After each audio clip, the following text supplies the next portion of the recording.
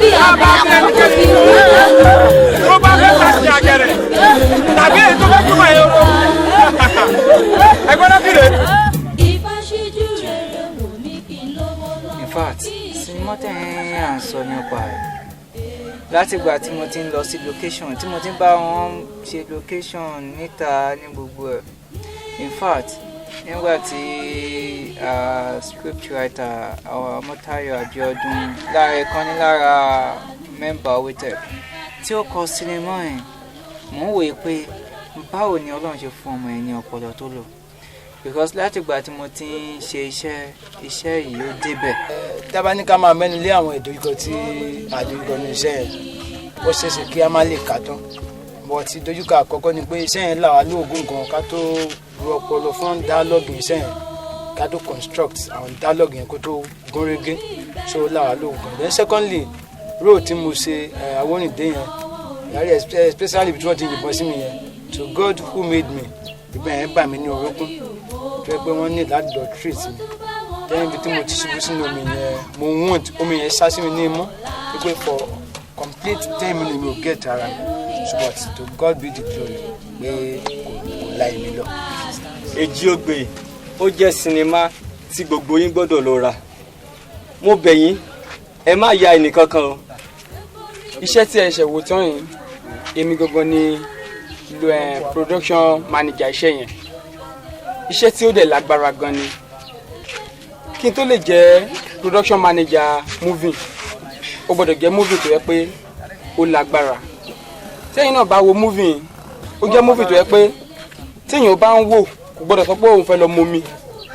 tó bá ń jẹ oúnjẹ lọ́wọ́ ó gbọ́dọ̀ gbóúnjẹ yẹn sílẹ̀ kó wo movie yẹn tán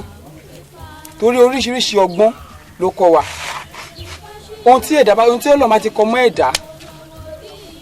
kò ṣe ń yí padà. gbogbo ẹ̀yin tí ẹ bá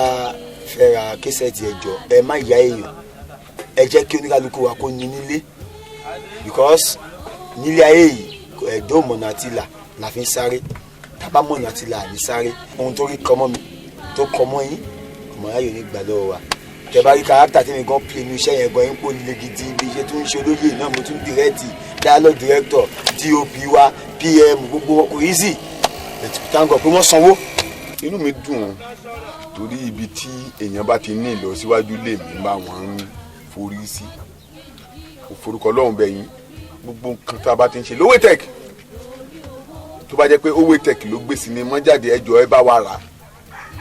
ẹ bá wa sákùrù mọ́ nítorí kíni nítorí iṣẹ́ tó ń ṣe níbẹ̀ kì í ṣe iṣẹ́ kékeré ni. ọ̀sẹ̀ mẹ́ta la fi ya iṣẹ́ yìí nítorí epic ni ẹ rí gbogbo àwọn tí wọ́n kó lẹ́rú gbogbo ìyàtọ̀ jẹ a lot of effects a lot of problem ló ṣẹlẹ̀ nígbà tá à ń yaṣẹ́ lọ́wọ́ tó jẹ́ physical problem like pípé ká yìnbọn mọ́yàn kí ìbọn yẹn kó fún ní problem kẹsẹ̀ kó ní problem tá a gbé lọ sí hospital a lot of things like that I need láti break location yẹn but a dúpẹ́ lọ́wọ́ Ọlọ́run wípé àwa tá a bẹ̀rẹ̀ náà la parí ẹ̀mí tó bẹ̀rẹ̀ náà ló tún parí ẹ̀ a dúpẹ́ lọ́wọ́ Ọlọ́run. Actually first and foremost ni wọ́n mọ̀ kó dúpẹ́ lọ́wọ́ Ọlọ́run nítorí